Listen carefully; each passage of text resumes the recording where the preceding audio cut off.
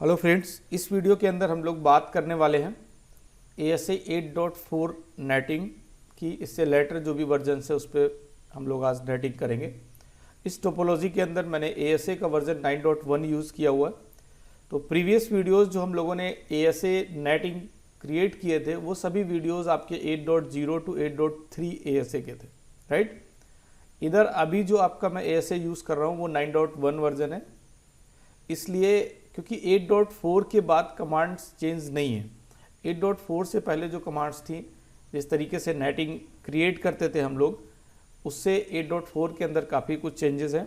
तो हम लोग देखेंगे कि 8.4 8.3 के कंपेयर में 8.2 के कंपेयर में कितना बेटर है और कितना रिलायबल है।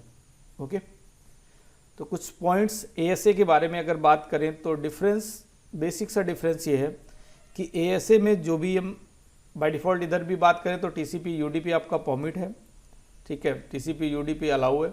और इसके अलावा अगर ASA में एक्सेस लिस्ट की बात करें तो 8.2 मतलब 8.3 से पहले की अगर हम लोग बात करें तो वहाँ पे जब ACL ओपन करते थे तो ACL हमेशा मैप्ड IP के लिए ओपन करते थे, राइट। बट इधर ACL ओपन करेंगे रियल IP के लिए। ओके, तो स्टार्ट करते हैं हम लोग ASA। बेसिक कॉन्फ़िगरेशन, इस टोपोलॉजी को अगर आपको क्रिएट करना है तो इस टोपोलॉजी को आप अच्छे से बना सकते हो। टोपोलॉजी में क्या क्या कॉन्फ़िगरेशन की है, बेसिक किस तरीके से मैंने नेटवर्क कनेक्ट किया है, वो मैं आपको वन बाय वन डिस्क्राइब कर देता हूँ। ये हमारा R होस्ट है जो कि एक राउटर है, इसको एज ए होस्ट यूज़ कर रहे हैं। ये इनसाइड है, इनसाइड में दो नेटवर्क है, एक inside LAN, means inside 192.168.10 and 192.168.2.0। एक DMZ1 नेटवर्क है, DMZ2 फायरवॉल ISP के साथ कनेक्ट है और ISP से एक रिमोट होस्ट मैंने कनेक्ट कर रखा है। ये भी मेरा एज ए राउटर है, इसको एज ए होस्ट यूज़ कर रहे हैं। ओके, तो टोपोलॉजी आप कंप्लीट कर सकते हैं इसको देख के। टोपोलॉजी कंप्लीट करने के बाद मैं किस तरीके से मैंने IP एड्रेसेस प्रोवाइड किए हैं मैं आपको वन बाय वन बता देता हूँ। ये फायरवॉल है, फायरवॉल पे मैंने क्या कॉन्फ़िगरेशन की है तो सो रन आप चेक कर लीजिए। फायरवॉल पे मैंने 4 इंटरफेसेस कॉन्फ़िगर किए हुए हैं। ओके, एक आपका फायरवॉल ईथरनेट 3 जो कि इनसाइड है, ईथरनेट 1 DMZ की तरफ कनेक्ट है, ईथरनेट 0 आपका आउटसाइड है एंड ईथरनेट 2 आपका 30.0 नेटवर्क जो कि DMZ2 के लिए। ओके, तो इस तरीके से आप इंटरफेस पे IP एड्रेस प्रोवाइड कर दिए। बाकी मैंने डायग्राम्स के अंदर सभी इंटरफेसेस पे IP एड्रेसेस दिए हुए।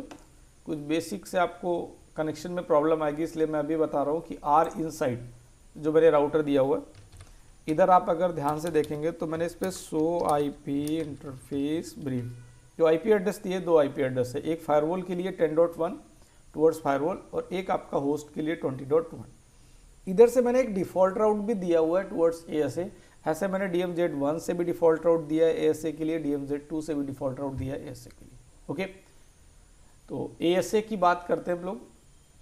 ASA पे IP एड्रेसेस तो प्रोवाइड कर दिए, IP एड्रेस के साथ साथ ASA पे मैंने 2 राउट दिए हुए, आपको इन्हें भी समझने की ज़रूरत है अच्छे से।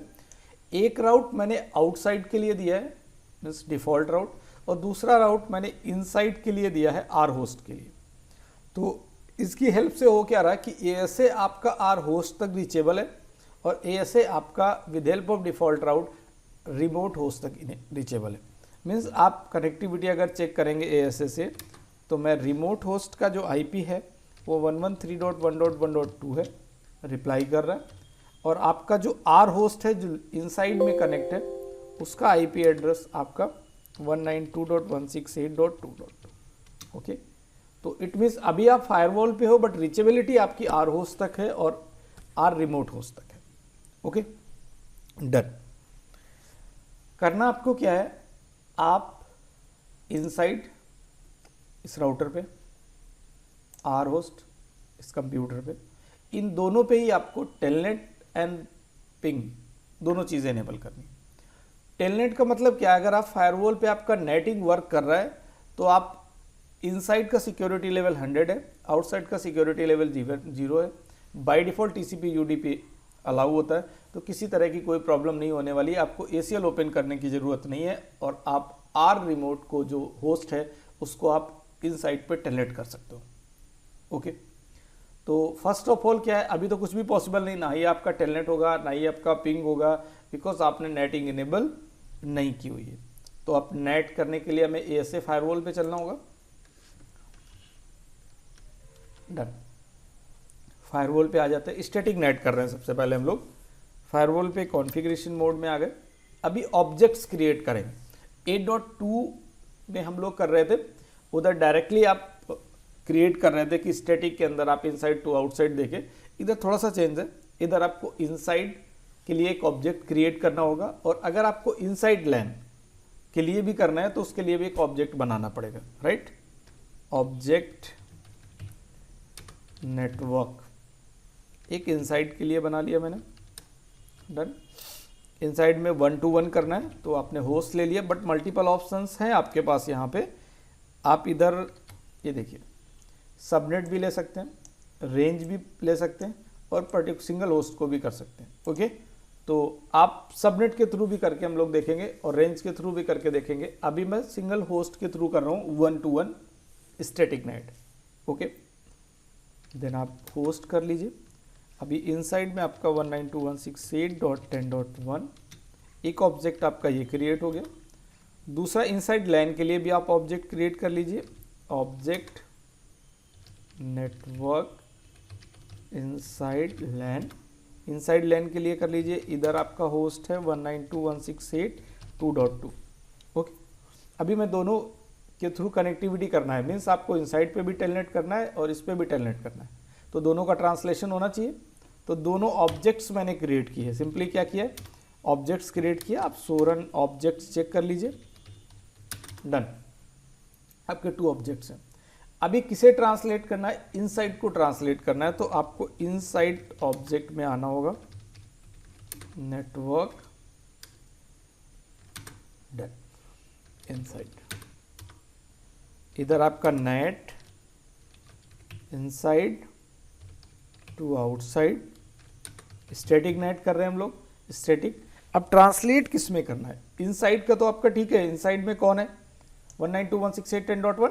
ट्रांसलेट किस में करना है, ग्लोबल आईपी होगा, ठीक है। ग्लोबल आईपी आपका 112.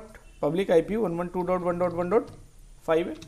डन, देन अगर आपको इनसाइड लैन मीन्स 2.2 को भी ट्रांसलेट करना है, तो आपको object network inside LAN, okay,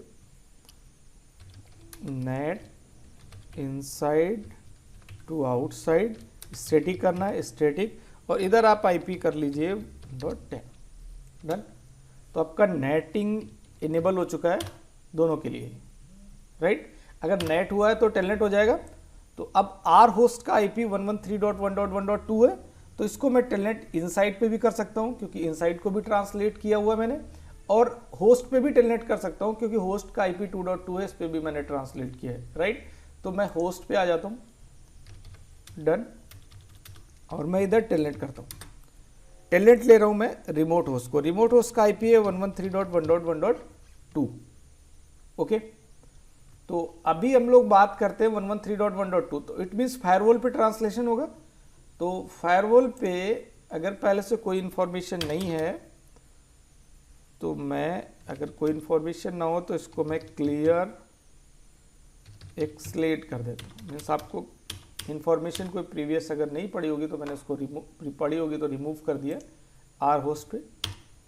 done, हो गया टेलनेट आपका। सिस्को आ गया remote host, very good.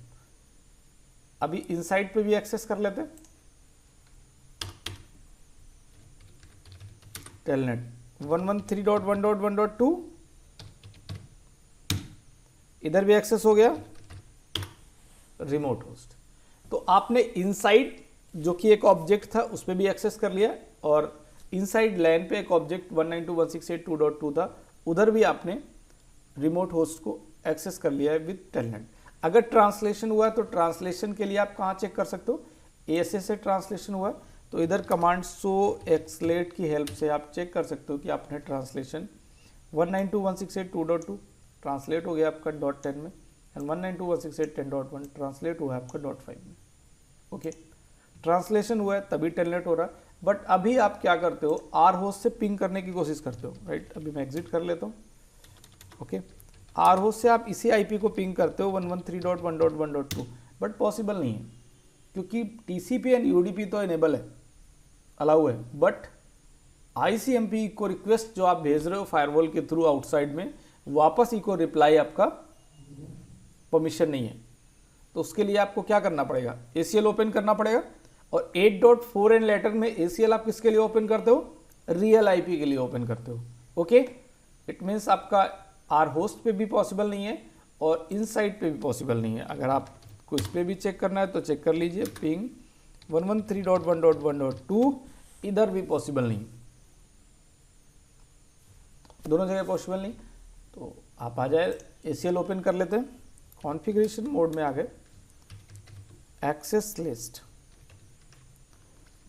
Out in permit ICMP source any, then आप ऑब्जेक्ट, मैंने कहा था रियल के लिए ओपन करेंगे ना, तो डेस्टिनेशन में रियल के लिए ओपन करेंगे तो रियल में ऑब्जेक्ट नेम क्या है आपका, object name is inside, okay. तो अब जब वापस रिप्लाई आएगा, इको रिक्वेस्ट जाएगा, इधर से वापस रिप्लाई आएगा, तो रिप्लाई आने में सोर्स तो कुछ भी हो सकता है, वो मैंने एनी कर दिया, बट डेस्टिनेशन में क्या दिया, ऑब्जेक्ट नेम इनसाइड, ओके। तो मैंने जो भी एसीएल ओपन की है वो मैंने रियल आईपी के लिए ओपन की हुई है। देन आई थिंक आपको समझ में आ रहा होगा, कहते अप्लाई कर देते हैं, access group out dash in interface outside, अब पिंग कर लेना चाहिए। अगर आप आईसीएमपी पैकेट को कैप्चर करना चाह रहे हो फायरवॉल पे, तो इधर आप डिबग कर दो, डिबग आईसीएमपी ट्रेस, मैंने प्रीवियस वीडियोस के अंदर भी बताया था कि आईसीएमपी को किस तरीके से आप ट्रेस कर सकते हो। इनसाइड से आप कर लीजिए, अगेन पिंग, डन हो गया, एसीएल यूज हो रही होगी, ओके। आप होस्ट से भी कर लीजिए, इधर भी पहले नहीं हो रहा था, इधर भी डन, क्योंकि दोनों ही ऑब्जेक्ट्स को मैंने क्या कर रखा है एसीएल के अंदर, ये देखिए, ये आपके आईसीएम पे रिक्वेस्ट रिप्लाई प्रॉपर हो रहा है, ओके। ये हो गया आपका स्टैटिक नेट। नेक्स्ट वीडियो के अंदर हम लोग बात करेंगे डायनेमिक नेट और पैड की, ओके। तो बहुत सारे टॉपिक है, static net, dynamic net, pad, okay, static pad, और स्टैटिक पैड के बाद ट्विक नेट भी करेंगे हम लोग इसमें, और आइडेंटिटी नेट करेंगे। सारे टॉपिक 8.4n लेटर के साथ कंप्लीट करेंगे। Thank you so much. अगर वीडियो आपको अच्छा लग रहा है तो लाइक करें, कमेंट करें, और अपने फ्रेंड्स को भी शेयर कर सकते हैं, इनवाइट कर सकते हैं ग्रुप के अंदर। Thank you so much.